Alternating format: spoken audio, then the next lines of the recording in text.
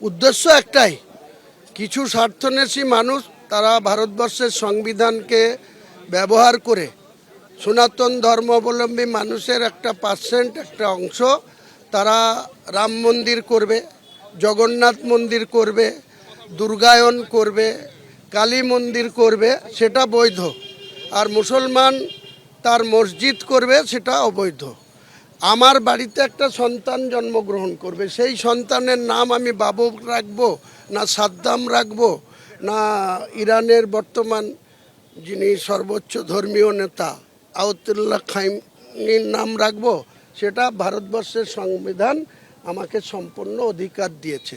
এটা আমি ডোনাল্ড ট্রাম্পের পরামর্শও রাখবো না, আর মোদিজির পরামর্শও রাখবো না, আর যোগীজির পরামর্শও রাখবো না। আমার বাড়ির সন্তান তার কি নাম রাখবো? মুর্শিদাবাদ, নদিয়া, বীরভূম, মালদা 1000 বাবরের নামে লোক আছে, তার কি করতে পেরেছে? যোগী কি করতে পেরেছে? মোদি কি করতে পেরেছে? আর মমতাই বা কি করতে পেরেছে? আজকে তো এই যাত্রার সূচনা করছেন আপনি, এবং সেক্ষেত্রে আগামী দিনে আরো একটা বড় যাত্রা রয়েছে, নির্বাচনের যাত্রা রয়েছে। সেক্ষেত্রে কি মনে হয় সব মিলিয়ে কি প্রভাব? নির্বাচন আসতে দিন।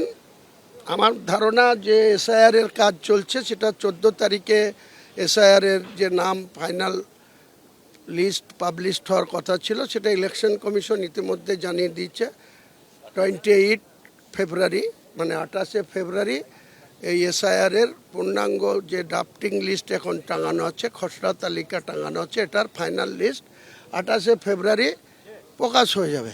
এখানে 58,20,000 মতো লোকের নাম বাদ গিয়েছে 7,66,00,000 ভোটারের মধ্যে। তার ভিতরে অনলি ফর 18 লাখ মুসলমান, 40 লাখের উপর হিন্দু লোকের নাম বাদ গিয়েছে। এরপরে আননেসেসারি মমতা ব্যানার্জি আর বিজেপি মিলে আননেসেসারি হিয়ারিংয়ের নামে বেশিরভাগ মুসলিম ভোটারদের হিয়ারিংয়ে ডাকছে। নিশ্চয় পড়বে। মমতা ব্যানার্জি হারবে, বিজেপিকেও পশ্চিমবাংলার গদিতে আসতে দেবে। প্রভাবটা পড়বে বলছে এই বাবরি বা আপনার যে বাবরি করতে যে মমতা ব্যানার্জির প্রশাসন বাধা দিয়ে এসেছে, এবং এখনও মমতা ব্যানার্জির সংগঠনের মাইনরিটি সংগঠনের কিছু নেতা, মন্ত্রী সিদ্দিকুল্লাহ চৌধুরীর জামায়াতে আলম হিন্দ এবং মাইনরিটির কিছু নেতা, মুর্শিদাবাদে নাজমুল বলে একজন ব্যক্তি আছে, সে একটা মাদ্রাসা স্কুলের শিক্ষক, বর্তমান মুর্শিদাবাদের পুলিশ সুপার, তাদেরকে নিয়ে বাবরি মসজিদের বিরুদ্ধে ষড়যন্ত্র করছে।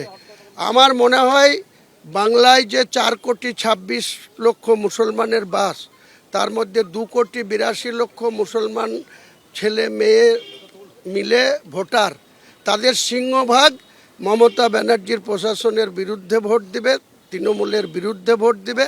আর বিজেপিকে ক্ষমতা থেকে রোখার জন্য মুসলমানদের যে জোট হচ্ছে, জেইউপি জনতা পার্টির নেতৃত্বে আগামী দিনে যে জোট হচ্ছে, এসডিপিআই, মিম, সেকুলার ফ্রন্ট, সবাইকে নিয়ে এখনও সিপিএমও সেই জোটে সামিল হতে পারে, চান্স আছে। আসলেও ভালো, না আসলেও ভালো। 25শে ফেব্রুয়ারির মধ্যে আমি ওপেন চ্যালেঞ্জ ঘোষণা করে দেব।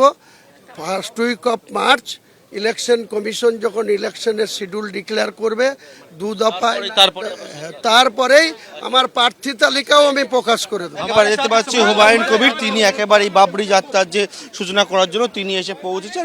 এবিপি আনন্দ, এগিয়ে থাকে, এগিয়ে রাখে।